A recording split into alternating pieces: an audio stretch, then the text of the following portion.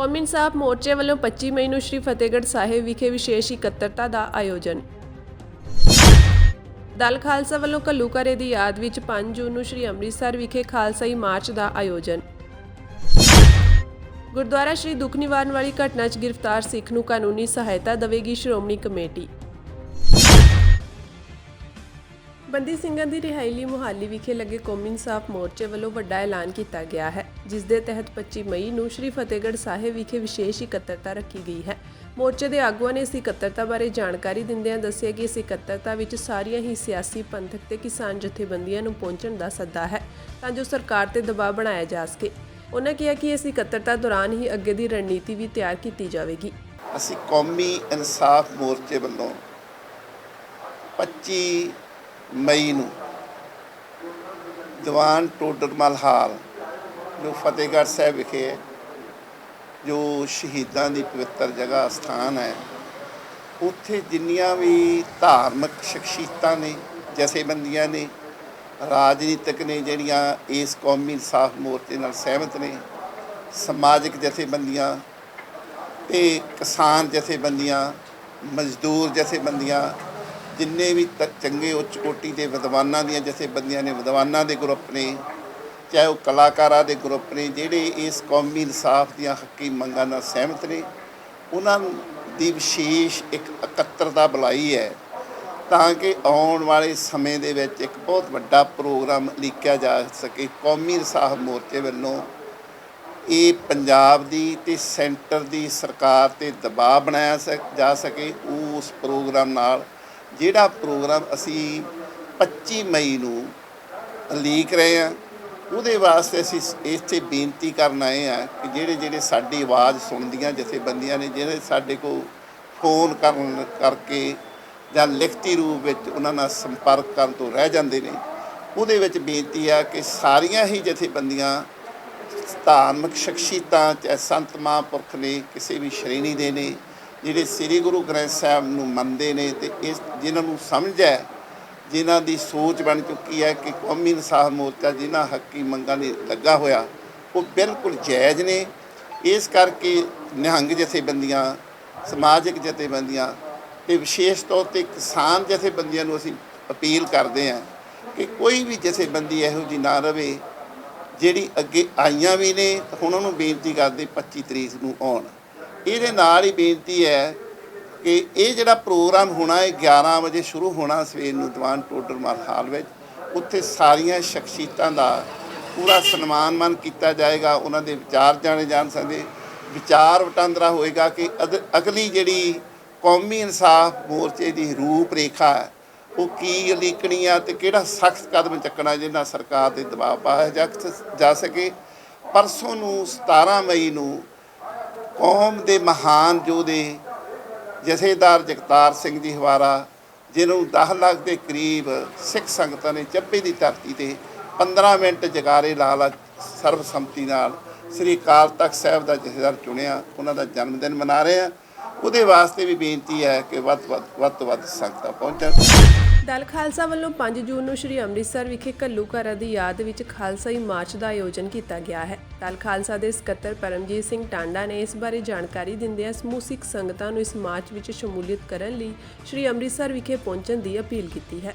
1984 ਜੂਨ ਦੇ ਵਿੱਚ ਭਾਰਤ ਸਰਕਾਰ ਵੱਲੋਂ ਜਿਹੜਾ ਹਮਲਾ ਕੀਤਾ ਗਿਆ ਸੀ, ਉਹਦੀ 39ਵੀਂ ਵਰ੍ਹੇਗੰਢ ਆ ਰਹੀ ਹੈ ਔਰ ਹਰ ਸਿੱਖ ਜਿਹੜਾ ਪੂਰੀ ਦੁਨੀਆ ਦੇ ਅੰਦਰ ਵੱਸਦਾ ਉਹ ਇਸ ਪੀੜ ਨੂੰ ਹਰ ਸਾਲ ਬਹੁਤ ਸ਼ਿੱਦਤ ਨਾਲ ਮਹਿਸੂਸ ਕਰਦਾ ਹੈ। ਦਲ ਖਾਲਸਾ ਆਪਣੀ ਜ਼ਿੰਮੇਵਾਰੀ ਨਿਭਾਉਂਦੇ ਹੋਏ ਹਰ ਸਾਲ ਸ਼ਹੀਦਾਂ ਨੂੰ ਯਾਦ ਕਰਨ, ਉਹਨਾਂ ਨੂੰ ਸਤਿਕਾਰ ਤੇ ਸਜਦਾ ਭੇਟ ਕਰਨ ਲਈ ਹਰ ਸਾਲ ਅੰਮ੍ਰਿਤਸਰ ਸ਼ਹਿਰ 5 ਜੂਨ ਨੂੰ ਆਪਣਾ ਇੱਕ ਘੱਲੂਘਾਰਾ ਯਾਦਗਾਰੀ ਮਾਰਚ ਉਹਨਾਂ ਸ਼ਹੀਦਾਂ ਦੇ ਪਰਥਾਏ ਕੱਢਦਾ ਹੈ।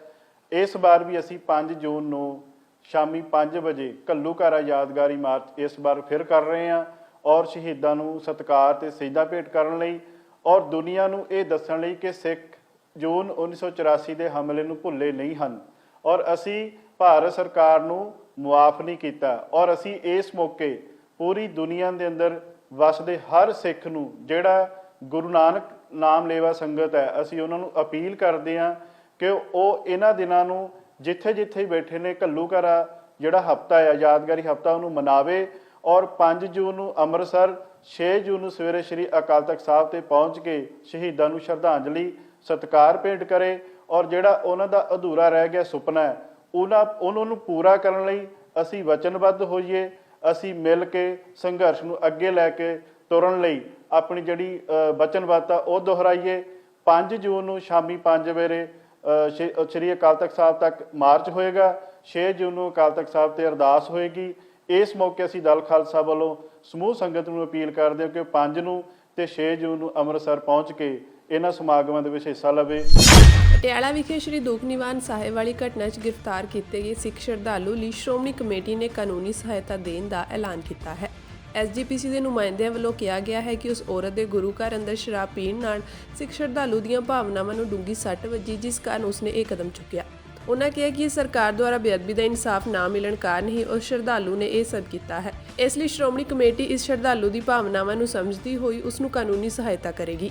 ਬੀਤੇ ਐਤਵਾਰ ਗੁਰਦੁਆਰਾ ਦੂਖਨਿਵਾਰਨ ਸਾਹਿਬ ਪਟਿਆਲਾ ਵਿਖੇ ਜੋ ਅਤਿ ਨਿੰਦਣਯੋਗ ਇੱਕ ਘਟਨਾ ਵਾਪਰੀ ਸੀ, ਜਿਸ ਵਿੱਚ ਇੱਕ ਔਰਤ ਸ਼ਰਾਬ ਪੀ ਕੇ ਗੁਰਦੁਆਰਾ ਸਾਹਿਬ ਦੇ ਸਰੋਵਰ ਵਿਖੇ ਪਹੁੰਚੀ, ਜੋ ਬੈਠੀ ਹੋਈ ਸੀ ਤੇ ਮੌਕੇ ਤੇ ਸ਼ਰਾਬ ਪੀਣ ਦੀ ਕੋਸ਼ਿਸ਼ ਵੀ ਕਰ ਰਹੀ ਸੀ। ਸਾਡੇ ਸੇਵਾਦਾਰਾਂ ਨੇ ਫੜ ਕੇ ਉਹ ਦਫ਼ਤਰ ਵਿੱਚ ਉਹਨੂੰ ਲੈ ਕੇ ਆਏ, ਪੁਲਿਸ ਨੂੰ ਹੈਂਡਓਵਰ ਕੀਤਾ। ਪੁਲਿਸ ਜਦੋਂ ਉਹਨੂੰ ਵਾਪਸ ਲੈ ਕੇ ਜਾ ਰਹੀ ਸੀ ਤਾਂ ਅੱਗੇ ਰਸਤੇ ਦੇ ਵਿੱਚ ਇੱਕ ਭਾਵਨਾ ਤਹਿਤ ਇੱਕ ਨੌਜਵਾਨ ਨੇ, ਜੋ ਕਿਉਂਕਿ ਸਾਡੇ ਗੁਰੂ ਦੇ ਦੱਸੇ ਹੋਏ ਮਾਰਗ ਮੁਤਾਬਕ ਜਾਂ ਸਾਡੀ ਮਰਿਆਦਾ ਜੋ ਸ਼੍ਰੋਮਣੀ ਗੁਰਦੁਆਰਾ ਪ੍ਰਬੰਧਕ ਕਮੇਟੀ ਦੀ ਸਿੱਖ ਰਹਿਤ ਮਰਿਆਦਾ ਉਹਦੇ ਮੁਤਾਬਕ ਜਦੋਂ ਗੁਰੂ ਘਰਾਂ ਦੇ ਵਿੱਚ ਕੋਈ ਨਸ਼ੀਲੇ ਪਦਾਰਥ ਲੈ ਕੇ ਜਾਵੇ ਜਾਂ ਸ਼ਰਾਬ ਦਾ ਸੇਵਨ ਕਰੇ ਤੇ ਉਹ ਅਤ ਨਿੰਦਣਯੋਗ ਆ। ਉਹਨੂੰ ਨਾ ਸਹਾਰਦੇ ਹੋਏ ਉਸ ਨੌਜਵਾਨ ਨੇ ਭਾਵਨਾ ਦੇ ਵਿੱਚ ਆ ਕੇ ਜੋ ਕਦਮ ਚੁੱਕਿਆ, ਜੋ ਕਾਰਜ ਕੀਤਾ, ਉਹਨੂੰ ਆਪਣੀ ਜਾਨ ਗਵਾਉਣੀ ਪਈ ਔਰਤ ਨੂੰ। ਮੈਂ ਸਮਝਦਾ ਕਿ ਭਾਵਨਾ ਦੇ ਤਹਿਤ ਉਸ ਨੌਜਵਾਨ ਨੇ ਇਹ ਕਾਰਜ ਕੀਤਾ ਵਾ। ਸ਼੍ਰੋਮਣੀ ਗੁਰਦੁਆਰਾ ਪ੍ਰਬੰਧਕ ਕਮੇਟੀ ਸਮਝਦੀ ਆ ਕਿਉਂਕਿ ਮਰਿਆਦਾ ਨੂੰ ਬਹਾਲ ਰੱਖਣਾ ਅਤੀ ਅੰਤ ਜ਼ਰੂਰੀ ਹੈ ਤੇ ਪਿਛਲੇ ਲੰਮੇ ਸਮੇਂ ਤੋਂ ਗੁਰਦੁਆਰਾ ਸਾਹਿਬਾਨ ਦੇ ਵਿੱਚ ਜਿਹੜੀਆਂ ਘਟਨਾਵਾਂ ਵਾਪਰ ਰਹੀਆਂ, ਜੋ ਬੇਅਦਬੀ ਦੀਆਂ ਘਟਨਾਵਾਂ ਵਿਸ਼ੇਸ਼ ਤੌਰ ਤੇ ਪਿਛਲੇ ਗੁਰਦੁਆਰਾ ਦਰਬਾਰ ਸਾਹਿਬ ਦੇ ਵਿਖੇ ਘਟਨਾ ਵਾਪਰੀ, ਫਿਰ ਪਿਛੇ ਮਰਿੰਡੇ ਦੇ ਵਿੱਚ ਗੁਰਦੁਆਰਾ ਕੋਤਵਾਲੀ ਸਾਹਿਬ ਵਿਖੇ ਘਟਨਾ ਵਾਪਰੀ। ਸੰਗਤਾਂ ਦਾ ਜਿਹੜਾ ਮਨ ਆ, ਜਿਹੜਾ ਹਿਰਦਾ ਬੜਾ ਬਲੂੰਦਰਿਆ ਹੋਇਆ ਤੇ ਸੰਗਤਾਂ ਕੁਦਰਤੀ ਤੌਰ ਤੇ ਭਾਵਨਾ 'ਚ ਆ ਕੇ ਅਜਿਹੇ ਕਾਰਜ ਕਰ ਜਾਂਦੀਆਂ। ਉਸ ਨੌਜਵਾਨ ਜੋ ਨਿਰਮਲਜੀਤ ਸਿੰਘ ਪਟਿਆਲੇ ਦਾ ਵਾਸੀ ਹੈ, ਉਹ ਭਾਵਨਾ ਦੇ ਵਿੱਚ ਆ ਕੇ ਕਾਰਜ ਕੀਤਾ। ਉਹਨੇ ਸ਼੍ਰੋਮਣੀ ਗੁਰਦੁਆਰਾ ਪ੍ਰਬੰਧਕ ਕਮੇਟੀ ਉਹਦੇ ਨਾਲ ਆ, ਉਹਦਾ ਸਾਥ ਦੇਗੀ, ਭਾਵੇਂ ਕਾਨੂੰਨੀ ਪ੍ਰਕਿਰਿਆ ਜਾਂ ਹੋਰ ਵੀ ਜਿਹੜੇ ਕਾਰਜ ਨੇ ਜਿੱਥੇ ਵੀ ਉਹਨੂੰ ਸਹਾਇਤਾ ਦੀ ਜ਼ਰੂਰਤ ਹੋਊਗੀ, ਸ਼੍ਰੋਮਣੀ ਗੁਰਦੁਆਰਾ ਪ੍ਰਬੰਧਕ ਕਮੇਟੀ ਨਾਲ ਉਸ ਸਿੰਘ ਨਾਲ ਵੀ ਉਵੇਂ ਖੜੇਗੀ। ਤਲਵੰਡੀ ਸਾਬੋ ਤਖਤ ਸ੍ਰੀ ਦਮਦਮਾ ਸਾਹਿਬ ਨਾਲ ਲੱਗਦਾ ਭਗਤ ਰਵਿਦਾਸ ਜੀ ਦਾ ਗੁਰਦੁਆਰਾ ਬੁੰਗਾ ਨਾਨਕਸਰ ਜ਼ਮੀਨ ਵਿਵਾਦ ਇੱਕ ਵਾਰ ਮੁੜ ਤੋਂ ਸੜਕ ਤੇ ਪਹੁੰਚ ਗਿਆ ਹੈ ਅਤੇ ਹੁਣ ਇਸ ਨੇ ਸਿਆਸਤੀ ਰੰਗਤ ਲੈਣੀ ਵੀ ਸ਼ੁਰੂ ਕਰ ਦਿੱਤੀ ਹੈ। ਸਾਬਕਾ ਮੁੱਖ ਮੰਤਰੀ ਚਰਨਜੀਤ ਸਿੰਘ ਚੰਨੀ ਗੁਰਦੁਆਰਾ ਬੁੰਗਾ ਨਾਨਕਸਰ ਪਹੁੰਚੇ ਹਨ। ਅਦਾਲਤੀ ਹੁਕਮਾਂ ਅਤੇ ਪ੍ਰਸ਼ਾਸਨ ਦੇ ਸਹਿਯੋਗ ਨਾਲ ਸ਼੍ਰੋਮਣੀ ਕਮੇਟੀ ਦੀ ਟਾਸਕ ਫੋਰਸ ਨੇ ਜ਼ਮੀਨ ਆਪਣੇ ਕਬਜ਼ੇ ਵਿੱਚ ਲਈ ਤਾਂ ਰਵਿਦਾਸ ਭਾਈਚਾਰੇ ਦੇ ਲੋਕ ਉੱਥੇ ਪ੍ਰਦਰਸ਼ਨ ਕਰਨ ਲਈ ਪਹੁੰਚ ਗਏ। ਕੁਝ ਦਿਨਾਂ ਤੋਂ ਤਖਤ ਸ੍ਰੀ ਦਮਦਮਾ ਸਾਹਿਬ ਦੇ ਬਾਹਰ ਪ੍ਰਦਰਸ਼ਨ ਚੱਲ ਰਿਹਾ ਸੀ। ਅੱਜ ਵੱਡੇ ਇਕੱਠ ਦਾ ਸੱਦਾ ਦਿੱਤਾ ਗਿਆ ਸੀ, ਜਿਸ ਤੋਂ ਬਾਅਦ ਪ੍ਰਸ਼ਾਸਨ ਵੀ ਪੂਰੀ ਤਰ੍ਹਾਂ ਅਲਰਟ ਹੈ ਅਤੇ ਵੱਡੀ ਗਿਣਤੀ ਵਿੱਚ ਪੁਲਿਸ ਤਾਇਨਾਤ ਕੀਤੀ ਗਈ। ਦਰਅਸਲ 2008 ਵਿੱਚ ਸ਼੍ਰੋਮਣੀ ਕਮੇਟੀ ਨੇ ਬੁੰਗਾ ਨਾਨਕਸਰ ਦੀ ਜ਼ਮੀਨ ਤੇ ਆਪਣਾ ਹੱਕ ਜਤਾਇਆ ਸੀ ਅਤੇ ਇਸ ਦੇ ਖਿਲਾਫ ਅਦਾਲਤ ਵਿੱਚ ਕੇਸ ਫਾਈਲ ਕੀਤਾ ਸੀ। 2011 ਵਿੱਚ ਜ਼ਿਲ੍ਹਾ ਅਦਾਲਤ ਨੇ ਸ਼੍ਰੋਮਣੀ ਕਮੇਟੀ ਦੇ ਹੱਕ ਵਿੱਚ ਫੈਸਲਾ ਸੁਣਾਇਆ। ਉਸ ਤੋਂ ਬਾਅਦ 2013 ਵਿੱਚ ਬਠਿੰਡਾ ਕੋਰਟ ਨੇ ਸ਼੍ਰੋਮਣੀ ਕਮੇਟੀ ਨੂੰ ਬੁੰਗਾ ਨਾਨਕਸਰ ਦੀ 15 ਕਨਾਲ ਅਤੇ 14 ਮਰਲੇ ਜ਼ਮੀਨ ਦੇਣ ਦੇ ਨਿਰਦੇਸ਼ ਦਿੱਤੇ। ਬੁੰਗਾ ਨਾਨਕਸਰ ਦੀ ਕਮੇਟੀ ਨੇ ਇਸ ਫੈਸਲੇ ਨੂੰ ਪੰਜਾਬ ਹਰਿਆਣਾ ਹਾਈ ਕੋਰਟ ਵਿੱਚ ਚੁਣੌਤੀ ਦਿੱਤੀ। 2015 ਵਿੱਚ ਪੰਜਾਬ ਹਰਿਆਣਾ ਹਾਈ ਕੋਰਟ ਨੇ ਮੁੜ ਤੋਂ ਜ਼ਮੀਨ ਤੇ ਸ਼੍ਰੋਮਣੀ ਕਮੇਟੀ ਦਾ ਹੱਕ ਦੱਸਿਆ। ਉਸ ਤੋਂ ਬਾਅਦ 2018 ਵਿੱਚ ਸ਼੍ਰੋਮਣੀ ਕਮੇਟੀ ਵੱਲੋਂ ADC ਤੋਂ ਜ਼ਮੀਨ ਕਬਜ਼ੇ ਨੂੰ ਲੈ ਕੇ ਵਾਰੰਟ ਲਏ ਗਏ ਅਤੇ ਕਰੋਨਾ ਦੀ ਵਜ੍ਹਾ ਕਰਕੇ ਕਮੇਟੀ ਕਬਜ਼ਾ ਨਹੀਂ ਲੈ ਸਕੀ। ਇਸ ਦੌਰਾਨ ਸ਼੍ਰੋਮਣੀ ਕਮੇਟੀ ਦਾ ਕਹਿਣਾ ਹੈ ਕਿ ਬੁੰਗਾ ਨਾਨਕਸਰ ਕਮੇਟੀ ਦੇ ਕੁਝ ਮੈਂਬਰ ਉਹਨਾਂ ਕੋਲ ਆਏ ਅਤੇ ਸਮਝੌਤੇ ਦੀ ਪੇਸ਼ਕਸ਼ ਰੱਖੀ। ਜੇ ਅਸੀਂ 15 ਕਨਾਲਾਂ 14 ਮਰਲਿਆਂ ਦਾ ਜਿਸ ਦਿਨ ਕਬਜ਼ਾ ਲਵਾਂਗੇ, ਜੇ ਸਾਡਾ ਸਮਝੌਤਾ ਨਹੀਂ ਹੋਊਗਾ ਅਸੀਂ ਪੁਲਿਸ ਮਦਦ ਨਾਲ ਹੀ ਲਵਾਂਗੇ। ਅਸੀਂ ਤਾਂ ਆਲਰੇਡੀ ਜਿਹੜਾ ਪਹਿਲਾਂ ਅਸੀਂ ਵਾਹ ਰਹੇ ਸੀਗੇ, ਅਸੀਂ ਠੇਕੇ ਤੇ ਵਾਹਣ ਦੇ ਰਹੇ ਸੀਗੇ, ਜ਼ਮੀਨ ਦੇ ਰਹੇ ਸੀ, ਉਹ ਵਾਹੀ ਆ। 15 ਕਨਾਲਾਂ 14 ਮਰਲੇ ਤਾਂ ਜਿੱਦੇ ਵਾਹਾਂਗੇ ਉਹਦੇ ਜ਼ਿਆਦਾ ਪ੍ਰਸ਼ਾਸਨ ਦੀ ਮਦਦ ਕਰ ਲਵਾਂਗੇ, ਨਹੀਂ ਤਾਂ ਸਮਝੌਤੇ ਤਹਿਤ ਲਵਾਂਗੇ। ਉਹਨਾਂ ਨੇ ਕਿਹਾ ਕਿ 100 ਸਾਲ ਤੋਂ ਅਸੀਂ ਜਿਹੜਾ ਉਸ ਗੁਰਦੁਆਰਾ ਸਾਹਿਬ ਦੇ ਉੱਪਰ ਸਾਡਾ ਜਿਹੜਾ ਕਾਬਜ਼ਾ ਹੈ ਅਸੀਂ ਤੇ, ਲੇਕਿਨ ਹੁਣ ਇਹਨਾਂ ਨੂੰ ਕੀ ਹੋ ਗਿਆ, ਜਦ ਕਿ ਗੁਰੂ ਸਾਹਿਬ ਨੇ ਤਾਂ ਕਿਹਾ ਸੀਗਾ ਕਿ ਸਾਰੇ ਜਿਹੜੇ ਨੇ ਲੋਕ ਇੱਕ ਨੇ, ਤਾਂ ਫਿਰ ਸਾਨੂੰ ਅਲੱਗ ਕਿਉਂ ਕੀਤਾ ਜਾ ਰਿਹਾ? ਉਹੀ ਤਾਂ ਹੈ ਨਾ ਜੀ, ਜੇ 100 ਸਾਲ ਦਾ ਜਾਂ ਘੱਟ ਟਾਈਮ ਦਾ ਕਬਜ਼ਾ ਕਿਸੇ ਕੋਲੇ ਸੀਗਾ ਤਾਂ ਹੀ ਸਾਨੂੰ ਸ਼੍ਰੋਮਣੀ ਗੁਰਦੁਆਰਾ ਪ੍ਰਬੰਧਕ ਕਮੇਟੀ ਨੂੰ ਅਦਾਲਤ ਜਾਣਾ ਪਿਆ। ਵੱਖ-ਵੱਖ ਅਦਾਲਤਾਂ ਦੇ ਵਿੱਚੋਂ ਕੇਸ ਜਿੱਤੇ ਸ਼੍ਰੋਮਣੀ ਗੁਰਦੁਆਰਾ ਪ੍ਰਬੰਧਕ ਕਮੇਟੀ, ਇਸੇ ਕਰਕੇ ਤਾਂ ਝਗੜੇ ਪਏ ਨੇ। ਜੇ ਕਿਸੇ ਦਾ ਨਜਾਇਜ਼ ਕਬਜ਼ਾ ਸੀਗਾ ਤਾਂ ਹੀ ਸ਼੍ਰੋਮਣੀ ਗੁਰਦੁਆਰਾ ਪ੍ਰਬੰਧਕ ਕਮੇਟੀ ਨੇ ਆਪਦੇ ਹੱਕ ਦੇ ਵਿੱਚ ਝਗੜ ਕੇ ਕੇਸ ਕਰਵਾਇਆ। ਅੱਜ ਦੀ ਮੀਟਿੰਗ ਦੇ ਵਿੱਚ ਬੜਾ ਗੱਲ ਕੁਛ ਨਜ਼ਦੀਕ ਵੀ ਲੱਗੀ ਆ, ਪ੍ਰਸ਼ਾਸਨ ਬੜਾ ਗੰਭੀਰ ਆ, ਲੱਗਦਾ ਕੋਈ ਮਸਲਾ ਹੱਲ ਨਿਕਲੂਗਾ। ਜੇ ਨਾ ਨਿਕਲੇਗਾ ਤਾਂ ਸਾਡੇ ਕੋਲੇ ਤਾਂ ਇਕੱਲਾ ਸੰਘਰਸ਼ ਆ। ਅਸੀਂ ਸਤਿਗੁਰੂ ਰਵਿਦਾਸ ਮਹਾਰਾਜ ਜੀ ਤੇ ਬਾਬਾ ਵੀਰ ਸਿੰਘ ਦੀ ਧੀਰ ਸਿੰਘ ਜੀ ਦੇ ਸਨਮਾਨ ਦੇ ਵਿੱਚ ਹਮੇਸ਼ਾ ਸੰਘਰਸ਼ ਕਰਦੇ ਰਹਾਂਗੇ। ਸਾਡੀ ਬੇਨਤੀ ਹੈ, ਗੁਰੂ ਨੇ ਤਾਂ ਸਾਡੇ ਲਈ ਵੰਸ਼ ਵਾਰਿਆ ਹੈਗਾ, ਗੁਰੂ ਨੇ ਤਾਂ ਸਭ ਕੁਝ ਸਾਡੇ ਉੱਤੋਂ ਦੀ ਵਾਰਿਆ। ਗੁਰੂ ਨੇ ਤਾਂ ਕਿਹਾ ਇਨ ਗਰੀਬਨ ਸਿਕਨ ਕੋ ਦੂਮ ਪਾਤਸ਼ਾਹੀ ਯਾਦ ਕਰੇ ਹਮਾਰੀ ਗਰਿਆਈ। ਫਿਰ ਗੁਰੂ ਨੇ ਤਾਂ ਮਾਨਸ ਕੀ ਜਾਤ ਸਭ 195 ਦੀ ਵੀ ਗੱਲ ਕੀਤੀ। ਗੁਰੂ ਨੇ ਤਾਂ ਵੰਸ਼ ਵਾਰਿਆ। ਤੇ ਜੇ ਕਮੇਟੀ ਨੇ ਪਹਿਲੀ ਗੱਲ ਸਤਿਗੁਰੂ ਰਵਿਦਾਸ ਮਹਾਰਾਜ ਜੀ ਦੇ ਗੁਰਦੁਆਰੇ ਤੇ ਕੇਸ ਕੀਤਾ ਕਿਉਂ? ਉਹਨੂੰ ਗੁਰੂ ਨਹੀਂ ਮੰਨਦੇ। 40 ਸ਼ਬਦ ਪਾਕ ਪਵਿੱਤਰ ਸ੍ਰੀ ਗੁਰੂ ਗ੍ਰੰਥ ਸਾਹਿਬ ਦੇ ਵਿੱਚ ਸਤਿਗੁਰੂ ਰਵਿਦਾਸ ਮਹਾਰਾਜ ਜੀ ਦੇ ਦਰਜ ਨੇ। ਇਸ ਕਰਕੇ ਸਾਡਾ ਉਹ ਰਹਿਬਰ ਨੇ, ਸਾਡੇ ਉਹ ਗੁਰੂ ਨੇ, ਕੌਮ ਦੇ ਗੁਰੂ ਨੇ। ਰਵਿਦਾਸ ਜੀ ਨੇ ਬੇਗਮਪੁਰੇ ਦੀ ਗੱਲ ਕੀਤੀ, ਸਤਿਗੁਰੂ ਜੀ ਨੇ, ਉਹ ਕਿਸੇ ਇੱਕ ਬਰਾਦਰੀ ਦੇ ਨਹੀਂ, ਪਰ ਜਾਣਬੁੱਝ ਕੇ ਕੁਛ ਅੱਜ ਵੀ ਭਗਤ। ਇਸ ਕਰਕੇ ਸਤਿਗੁਰ ਜਿਹੜੇ ਦਸ਼ਮੇਸ਼ ਪਿਤਾ ਨੇ ਕਿਹਾ ਸਭ ਸਿੱਖਨ ਕੋ ਹੁਕਮ ਹੈ, ਅਸੀਂ ਸੁਣਦੇ ਹਾਂ ਕਿ ਗੁਰੂ ਮੰਨਿਓ ਗ੍ਰੰਥ। ਜਦੋਂ ਅਸੀਂ ਗ੍ਰੰਥ ਨੂੰ ਗੁਰੂ ਮੰਨ ਲਿਆ, ਉਹਦੇ 'ਚ 36 ਗੁਰੂ ਬੈਠੇ ਨੇ ਜਿਨ੍ਹਾਂ ਦੀ ਬਾਣੀਆਂ ਤੋਂ ਆਟੋਮੈਟਿਕ ਹੀ ਸਾਡੇ ਗੁਰੂ ਬਣ ਗਏ। ਇਸ ਕਰਕੇ ਸਾਡੀ ਇਹ ਮੰਗ ਆ ਪ੍ਰਸ਼ਾਸਨ ਤੋਂ ਵੀ ਨਿਮਰਤਾ ਸਹਿਤ ਕਿ ਸਾਡੇ ਗੁਰੂ ਘਰ ਨੂੰ ਸਾਥੋਂ ਨਾ ਖੋਇਆ ਜਾਵੇ। ਪੰਜਾਬ ਦੇ ਰਾਜਪਾਲ ਬਨਵਾਰੀ ਲਾਲ ਪੁਰੋਹਿਤ ਇੱਕ ਵਾਰ ਫਿਰ ਤੋਂ ਸਰਹੱਦੀ ਜ਼ਿਲ੍ਹਿਆਂ ਦਾ ਦੌਰਾ ਕਰਨਗੇ। ਰਾਜਪਾਲ ਦਾ ਸਰਹੱਦੀ ਜ਼ਿਲ੍ਹਿਆਂ ਦਾ ਇਹ ਚੌਥਾ ਦੌਰਾ ਹੈ। ਉਹਨਾਂ ਵੱਲੋਂ 7 ਅਤੇ 8 ਜੂਨ ਨੂੰ ਗੁਰਦਾਸਪੁਰ, ਪਠਾਨਕੋਟ ਤੇ ਅੰਮ੍ਰਿਤਸਰ ਦਾ ਦੌਰਾ ਕੀਤਾ ਜਾਵੇਗਾ। ਆਪ ਸਰਕਾਰ ਨਾਲ ਪਿਛਲੇ ਸਮੇਂ ਦੌਰਾਨ ਰਾਜਪਾਲ ਦਾ ਅਲੱਗ-ਅਲੱਗ ਮੁੱਦਿਆਂ ਤੇ ਟਕਰਾਅ ਵੀ ਬਣਿਆ ਰਿਹਾ। ਇਹਨਾਂ ਦੌਰਿਆਂ ਦੌਰਾਨ ਨਸ਼ਿਆਂ ਦੇ ਮੁੱਦੇ ਤੇ ਰਾਜਪਾਲ ਨੇ ਸਰਕਾਰ ਨੂੰ ਅਸਿੱਧੇ ਤਰੀਕੇ ਨਾਲ ਨਿਸ਼ਾਨੇ ਤੇ ਵੀ ਲਿਆ ਸੀ। ਪੰਜਾਬ ਦੇ ਸਰਹੱਦੀ ਜ਼ਿਲ੍ਹਿਆਂ ਵਿੱਚ ਝੋਨੇ ਦੀ ਲਵਾਈ ਸ਼ੁਰੂ ਹੋਣ ਤੋਂ ਠੀਕ 2 ਦਿਨ ਪਹਿਲਾਂ ਰਾਜਪਾਲ ਦੌਰਾ ਕਰਨਗੇ। ਰਾਜਪਾਲ ਦੇ ਵਧੀਕ ਮੁੱਖ ਸਕੱਤਰ ਨੇ ਮੁੱਖ ਸਕੱਤਰ ਅਤੇ ਡੀਜੀਪੀ ਨੂੰ ਪੱਤਰ ਲਿਖ ਕੇ ਕਿਹਾ ਹੈ ਕਿ ਪੰਜਾਬ ਦੇ ਰਾਜਪਾਲ ਬਨਵਾਰੀ ਲਾਲ ਪੁਰੋਹਿਤ 7 ਅਤੇ 8 ਜੂਨ ਨੂੰ ਸਰਹੱਦੀ ਜ਼ਿਲ੍ਹਿਆਂ ਪਠਾਨਕੋਟ, ਅੰਮ੍ਰਿਤਸਰ, ਗੁਰਦਾਸਪੁਰ, ਫਿਰੋਜ਼ਪੁਰ ਅਤੇ ਫਾਜ਼ਿਲਕਾ ਦਾ ਦੌਰਾ ਕਰਨਗੇ। ਰਾਜ ਭਵਨ ਦੇ ਅਧਿਕਾਰੀ ਨੇ ਸਰਹੱਦੀ ਜ਼ਿਲ੍ਹਿਆਂ ਦੇ ਡਿਪਟੀ ਕਮਿਸ਼ਨਰਾਂ ਤੇ ਐਸਐਸਪੀਜ਼ ਨੂੰ ਇਸ ਦੌਰੇ ਬਾਬਤ ਢੁਕਵੇਂ ਪ੍ਰਬੰਧ ਯਕੀਨੀ ਬਣਾਏ ਜਾਣ ਲਈ ਕਿਹਾ ਹੈ। ਦੱਸਣਯੋਗ ਹੈ ਕਿ ਰਾਜਪਾਲ ਨੇ ਸਰਹੱਦੀ ਜ਼ਿਲ੍ਹਿਆਂ ਦਾ ਪਹਿਲਾ ਦੌਰਾ ਅਪ੍ਰੈਲ 2022 ਵਿੱਚ ਕੀਤਾ ਸੀ ਅਤੇ ਉਹਨਾਂ ਦੇ ਪਹਿਲੇ ਦੌਰੇ ਦੌਰਾਨ ਮੁੱਖ ਮੰਤਰੀ ਭਗਵੰਤ ਮਾਨ ਵੀ ਨਾਲ ਗਏ ਸਨ। ਦੂਜੇ ਦੌਰੇ ਦੌਰਾਨ ਰਾਜਪਾਲ ਨੇ ਸਰਕਾਰ ਖਿਲਾਫ ਸੁਰ ਤਿੱਖੇ ਕਰ ਲਏ ਸਨ ਅਤੇ ਇਹ ਦੌਰਾ ਸਤੰਬਰ 2022 ਵਿੱਚ ਕੀਤਾ ਗਿਆ ਸੀ। ਰਾਜਪਾਲ ਨੇ ਉਦੋਂ ਆਪ ਸਰਕਾਰ ਨੂੰ ਟੇਢੇ ਤਰੀਕੇ ਨਾਲ ਨਿਸ਼ਾਨੇ ਤੇ ਲੈਂਦਿਆਂ ਕੌਮਾਂਤਰੀ ਤਸਕਰੀ, ਖਣਨ ਅਤੇ ਹਥਿਆਰਾਂ ਦੀ ਤਸਕਰੀ ਦਾ ਮੁੱਦਾ ਛੋਇਆ ਸੀ। ਰਾਜਪਾਲ ਨੇ ਤੀਜਾ ਦੌਰਾ ਫਰਵਰੀ 2023 ਵਿੱਚ ਕੀਤਾ ਸੀ।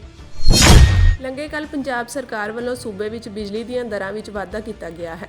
ਹਾਲਾਂਕਿ ਮੁੱਖ ਮੰਤਰੀ ਭਗਵੰਤ ਮਾਨ ਨੇ ਲੋਕਾਂ ਨੂੰ ਭਰੋਸਾ ਦਿੱਤਾ ਹੈ ਕਿ 600 ਯੂਨਿਟ ਤੱਕ ਬਿਜਲੀ ਫ੍ਰੀ ਜਾਰੀ ਰਹੇਗੀ।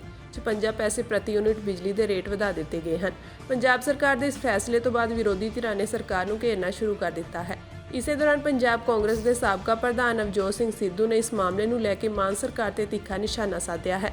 ਉਹਨਾਂ ਨੇ ਬਿਜਲੀ ਦੀਆਂ ਕੀਮਤਾਂ ਵਧਾਉਣ ਨੂੰ ਲੈ ਕੇ ਸਵਾਲ ਚੁੱਕਦਿਆਂ ਕਿਹਾ ਕਿ ਜਲੰਧਰ ਦੇ ਲੋਕਾਂ ਵੱਲੋਂ ਪਾਈਆਂ ਵੋਟਾਂ ਦਾ ਮੁੱਲ ਪੰਜਾਬ ਸਰਕਾਰ ਨੇ ਬਿਜਲੀ ਮਹਿੰਗੀ ਕਰਕੇ ਕੁਝ ਹੀ ਘੰਟਿਆਂ ਵਿੱਚ ਉਤਾਰਿਆ ਹੈ। ਉਹਨਾਂ ਨੇ ਕਿਹਾ ਕਿ ਉੱਪਰੋਂ ਲੋਕਾਂ ਦੇ ਅੱਖੀ ਘੱਟਾ ਪਾਉਣ ਲਈ ਸਰਕਾਰ ਇਹ ਕਹਿ ਰਹੀ ਹੈ ਕਿ ਬਿਜਲੀ ਦਰਾਂ ਦੇ ਵਾਧੇ ਦਾ ਪੈਸਾ ਸਰਕਾਰ ਦੇਵੇਗੀ, ਪਰ ਸਵਾਲ ਇਹ ਹੈ ਕਿ ਸਰਕਾਰ ਕਿੱਥੋਂ ਤੇ ਕਿਵੇਂ ਦੇਵੇਗੀ, ਪੈਸਾ ਕਿੱਥੋਂ ਆਵੇਗਾ। ਪਿਛਲੇ ਕਈ ਮਹੀਨਿਆਂ ਤੋਂ ਚਰਚਾ ਵਿੱਚ ਚੱਲ ਰਹੇ ਜ਼ੀਰਾ ਧਰਨੇ ਵਿੱਚ ਹੁਣ ਕਈ ਅਹਿਮ ਮੋੜ ਆਏ ਹਨ। ਫੈਕਟਰੀ ਬੰਦ ਹੋਣ ਦੇ ਪੰਜਾਬ ਸਰਕਾਰ ਦੇ ਹੁਕਮਾਂ ਤੋਂ ਕਈ ਮਹੀਨੇ ਬਾਅਦ ਇੱਕ ਨਿੱਜੀ ਚੈਨਲ ਵੱਲੋਂ ਚਲਾਈ ਗਈ ਖਬਰ ਤੋਂ ਬਾਅਦ ਜ਼ੀਰਾ ਫੈਕਟਰੀ ਇੱਕ ਵਾਰ ਫਿਰ ਤੋਂ ਨਵੀਂ ਚਰਚਾ ਦਾ ਵਿਸ਼ਾ ਬਣ ਗਈ ਹੈ। ਇਸ ਚੈਨਲ ਤੇ ਚਲਾਈ ਗਈ ਖਬਰ ਦੇ ਅਨੁਸਾਰ ਫੈਕਟਰੀ ਮਾਮਲੇ ਵਿੱਚ ਇੱਕ ਨਵਾਂ ਮੋੜ ਆਇਆ ਹੈ।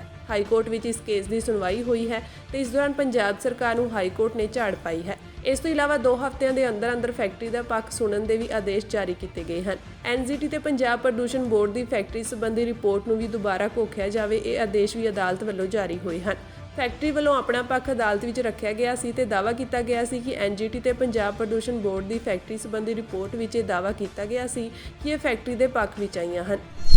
ਜੰਤਰ ਮੰਤਰ ਤੇ ਪ੍ਰਦਰਸ਼ਨ ਕਰ ਰਹੇ ਪਹਿਲਵਾਨਾਂ ਨੇ ਆਪਣੇ ਅੰਦੋਲਨ ਨੂੰ ਆਲਮੀ ਪੱਧਰ ਤੇ ਲਿਜਾਣ ਲਈ ਹੋਰਨਾਂ ਮੁਲਕਾਂ ਦੇ ਓਲੰਪਿਕ ਤਮਗਾ ਜੇਤੂਆਂ ਦੇ ਐਥਲੀਟਾਂ ਤੱਕ ਪਹੁੰਚ ਕਰਨ ਦਾ ਫੈਸਲਾ ਕੀਤਾ ਹੈ। ਧਰਨਾਕਾਰੀ ਪਹਿਲਵਾਨਾਂ ਨੇ ਚੇਤਾਵਨੀ ਦਿੱਤੀ ਹੈ ਕਿ ਜੇਕਰ ਭਾਰਤੀ ਕੁਸ਼ਤੀ ਫੈਡਰੇਸ਼ਨ ਦੇ ਸਾਬਕਾ ਪ੍ਰਧਾਨ ਬ੍ਰਿਜ ਭੂਸ਼ਣ ਸ਼ਰਨ ਸਿੰਘ ਨੂੰ ਗ੍ਰਿਫਤਾਰ ਕੀਤੇ ਜਾਣ ਦੀ ਉਹਨਾਂ ਦੀ ਮੰਗ ਵੱਲ ਧਿਆਨ ਨਾ ਦਿੱਤਾ ਗਿਆ ਤਾਂ ਉਹ 21 ਮਈ ਮਗਰੋਂ ਕੋਈ ਵੱਡਾ ਫੈਸਲਾ ਲੈਣਗੇ। ਇਸ ਦੌਰਾਨ ਜੰਮੂ ਕਸ਼ਮੀਰ ਦੇ ਸਾਬਕਾ ਰਾਜਪਾਲ ਸਤਿਆਪਾਲ ਮਲਿਕ, ਭਾਜਪਾ ਆਗੂ ਵੀਰੇਂਦਰ ਸਿੰਘ ਅਤੇ ਭੀਮ ਆਰਮੀ ਦੇ ਮੁਖੀ ਚੰਦਰ ਸ਼ੇਖਰ ਨੇ ਜੰਤਰ ਮੰਤਰ ਤੇ ਪੁੱਜ ਕੇ ਪਹਿਲਵਾਨਾਂ ਨੂੰ ਸਮਰਥਨ ਦਿੱਤਾ ਤੇ ਧਰਨਾਕਾਰੀਆਂ ਨੂੰ ਸੰਬੋਧਨ ਕੀਤਾ। ਸ਼ਾਮ ਨੂੰ ਪਹਿਲਵਾਨਾਂ ਤੇ ਹੋਰ ਲੋਕਾਂ ਨੇ ਕਨੌਟ ਪੈਲੇਸ ਤੱਕ ਮਾਰਚ ਕੀਤਾ। ਓਲੰਪਿਕ ਤਮਗਾ ਜੇਤੂ ਬਜਰੰਗ ਪੂਨੀਆ, ਸਾਕਸ਼ੀ ਮਲਿਕ ਤੇ ਏਸ਼ੀਆਈ ਖੇਡਾਂ 'ਚ ਸੋਨ ਤਮਗਾ ਜਿੱਤਣ ਵਾਲੀ ਵਿਨੇਸ਼ ਫੋਗਾਟ ਸਣੇ ਦੇਸ਼ ਦੇ ਸਿਖਰਲੇ ਪਹਿਲਵਾਨ ਪਿਛਲੇ 23 ਦਿਨਾਂ ਤੋਂ ਜੰਤਰ ਮੰਤਰ ਤੇ ਧਰਨਾ ਲਾਈ ਬੈਠੇ ਹਨ। ਅਮਰੀਕਾ ਦੇ ਸੀਨੀਅਰ ਅਧਿਕਾਰੀ ਨੇ ਕਿਹਾ ਹੈ ਕਿ ਰੂਸ, ਭਾਰਤ, ਚੀਨ ਅਤੇ ਸਾਊਦੀ ਅਰਬ ਸਮੇਤ ਕਈ ਦੇਸ਼ਾਂ ਦੀਆਂ ਸਰਕਾਰਾਂ ਖੁੱਲ੍ਹੇਆਮ ਧਾਰਮਿਕ ਭਾਈਚਾਰਿਆਂ ਦੇ ਮੈਂਬਰਾਂ ਨੂੰ ਨਿਸ਼ਾਨਾ ਬਣਾ ਰਹੀਆਂ ਹਨ। ਵਿਦੇਸ਼ ਵਿਭਾਗ ਨੇ ਅੰਤਰਰਾਸ਼ਟਰੀ ਧਾਰਮਿਕ ਆਜ਼ਾਦੀ ਤੇ ਆਪਣੀ ਸਾਲਾਨਾ ਰਿਪੋਰਟ ਜਾਰੀ ਕੀਤੀ, ਜੋ ਦੁਨੀਆ ਭਰ ਦੇ ਦੇਸ਼ਾਂ ਵਿੱਚ ਧਾਰਮਿਕ ਆਜ਼ਾਦੀ ਦੀ ਸਥਿਤੀ ਦਾ ਦਸਤਾਵੇਜ਼ ਹੈ। ਅੰਤਰਰਾਸ਼ਟਰੀ ਧਾਰਮਿਕ ਆਜ਼ਾਦੀ ਦਫ਼ਤਰ ਦੇ ਵਿਸ਼ੇਸ਼ ਦੂਤ ਰਸ਼ਦ ਹੁਸੈਨ ਨੇ ਇੱਥੇ ਵਿਦੇਸ਼ ਮੰਤਰੀ ਐਂਟਨੀ ਬਲਿੰਕਨ ਵੱਲੋਂ ਅੰਤਰਰਾਸ਼ਟਰੀ ਧਾਰਮਿਕ ਆਜ਼ਾਦੀ 2022 ਦੀ ਸਾਲਾਨਾ ਰਿਪੋਰਟ ਜਾਰੀ ਕਰਨ ਤੋਂ ਬਾਅਦ ਪ੍ਰੈਸ ਕਾਨਫਰੰਸ ਵਿੱਚ ਕਿਹਾ ਕਿ ਕਈ ਮੁਲਕਾਂ ਦੀਆਂ ਸਰਕਾਰਾਂ ਵੱਲੋਂ ਆਪਣੀਆਂ ਹੀ ਹੱਦਾਂ ਦੇ ਅੰਦਰ ਧਾਰਮਿਕ ਭਾਈਚਾਰਿਆਂ ਦੇ ਮੈਂਬਰਾਂ ਨੂੰ ਖੁੱਲ੍ਹੇਆਮ ਨਿਸ਼ਾਨਾ ਬਣਾਇਆ ਜਾ ਰਿਹਾ ਹੈ। ਇਹ ਰਿਪੋਰਟ ਦੁਨੀਆ ਭਰ ਦੇ 200 ਦੇਸ਼ਾਂ ਅਤੇ ਖੇਤਰਾਂ ਵਿੱਚ ਧਾਰਮਿਕ ਆਜ਼ਾਦੀ ਦੀ ਸਥਿਤੀ ਦਾ ਵਿਆਪਕ ਦ੍ਰਿਸ਼ ਹੈ। ਅਮਰੀਕਾ ਵਿੱਚ ਇੱਕ ਵਾਰ ਫਿਰ ਤੋਂ ਗੋਲੀਬਾਰੀ ਦੀ ਘਟਨਾ ਸਾਹਮਣੇ ਆਈ ਹੈ। ਨਿਊ ਮੈਕਸੀਕੋ ਦੇ ਫਾਰਮਿੰਗਟਨ 'ਚ ਗੋਲੀਬਾਰੀ 'ਚ ਘੱਟੋ-ਘੱਟ 3 ਲੋਕਾਂ ਦੀ ਮੌਤ ਹੋ ਗਈ ਅਤੇ ਕਈ ਹੋਰ ਜ਼ਖਮੀ ਹੋ ਗਏ। ਏਪੀ ਸਮਾਚਾਰ ਏਜੰਸੀ ਨੇ ਪੁਲਿਸ ਦੇ ਹਵਾਲੇ ਨਾਲ ਕਿਹਾ ਕਿ ਗੋਲੀਬਾਰੀ ਵਿੱਚ ਸ਼ੱਕੀ ਦੀ ਮੌਕੇ ਤੇ ਹੀ ਮੌਤ ਹੋ ਗਈ। ਸ਼ਹਿਰ ਦੇ ਪੁਲਿਸ ਵਿਭਾਗ ਨੇ ਇੱਕ ਫੇਸਬੁੱਕ ਪੋਸਟ ਵਿੱਚ ਕਿਹਾ ਕਿ ਗੋਲੀਬਾਰੀ ਵਿੱਚ ਘੱਟੋ-ਘੱਟ 3 ਲੋਕ ਮਾਰੇ ਗਏ ਸਨ ਅਤੇ ਅਧਿਕਾਰੀਆਂ ਨੇ ਇੱਕ ਸ਼ੱਕੀ ਨੂੰ ਮੌਕੇ ਤੇ ਹੀ ਗੋਲੀਬਾਰੀ ਵਿੱਚ ਮਾਰ ਦਿੱਤਾ। ਪੁਲਿਸ ਵਿਭਾਗ ਮੁਤਾਬਕ ਗੋਲੀਬਾਰੀ ਵਿੱਚ ਜ਼ਖਮੀ ਹੋਏ ਲੋਕਾਂ ਨੂੰ ਹਸਪਤਾਲ ਵਿੱਚ ਭਰਤੀ ਕਰਵਾਇਆ ਗਿਆ ਹੈ। ਪੁਲਿਸ ਨੇ ਮਾਰੇ ਗਏ ਜਾਂ ਜ਼ਖਮੀਆਂ ਦੇ ਨਾਂ ਨਹੀਂ ਦੱਸੇ ਅਤੇ ਨਾ ਹੀ ਗੋਲੀਬਾਰੀ ਦਾ ਕਾਰਨ ਦੱਸਿਆ। ਪੁਲਿਸ ਨੇ ਕਿਹਾ ਕਿ ਸ਼ੱਕੀ ਦੀ ਪਛਾਣ ਅਣਜਾਣ ਹੈ ਅਤੇ ਇਸ ਸਮੇਂ ਕੋਈ ਹੋਰ ਖਤਰਾ ਨਹੀਂ ਹੈ। ਇਸ ਦੇ ਨਾਲ ਹੀ ਗੋਲੀਬਾਰੀ ਦੀ ਘਟਨਾ ਤੋਂ ਬਾਅਦ ਸ਼ਹਿਰ ਦੇ ਸਕੂਲਾਂ ਦੇ ਬਾਹਰ ਸੁਰੱਖਿਆ ਸਖਤ ਕਰ ਦਿੱਤੀ ਗਈ ਹੈ। ਸੈਨ ਜੁਆਨ ਕਾਉਂਟੀ ਸ਼ੈਰਿਫ ਦੇ ਦਫ਼ਤਰ ਦੇ ਅਧਿਕਾਰੀ ਮੇਗਨ ਮਿਸ਼ੇਲ ਨੇ ਕਿਹਾ ਕਿ ਘਟਨਾ ਦੀ ਗੰਭੀਰਤਾ ਨਾਲ ਜਾਂਚ ਕੀਤੀ ਜਾ ਰਹੀ ਹੈ। ਉਹਨਾਂ ਕਿਹਾ ਕਿ ਫਿਲਹਾਲ ਇਸ ਮਾਮਲੇ ਵਿੱਚ ਜ਼ਿਆਦਾ ਜਾਣਕਾਰੀ ਨਹੀਂ ਹੈ। ਤੁਹਾਨੂੰ ਦੱਸ ਦਈਏ ਕਿ ਫਾਰਮਿੰਗਟਨ ਸ਼ਹਿਰ ਨਿਊ ਮੈਕਸੀਕੋ ਦੇ ਉੱਤਰ ਪੱਛਮ ਵਿੱਚ ਸਥਿਤ ਹੈ, ਜਿਸ ਵਿੱਚ ਆਬਾਦੀ ਲਗਭਗ 50,000 ਹੈ। ਅਮਰੀਕਾ ਵਿੱਚ ਇੰਨੀ ਦਿਨੀ ਗੋਲੀਬਾਰੀ ਦੀਆਂ ਘਟਨਾਵਾਂ ਆਮ ਹੁੰਦੀਆਂ ਜਾ ਰਹੀਆਂ ਹਨ। ਇਸ ਕਾਰਨ ਉੱਥੇ ਰਹਿਣ ਵਾਲੇ ਲੋਕਾਂ ਦੀ ਸੁਰੱਖਿਆ ਨੂੰ ਲੈ ਕੇ ਕਾਫੀ ਚਿੰਤਾ ਪੈਦਾ ਹੋ ਗਈ ਹੈ।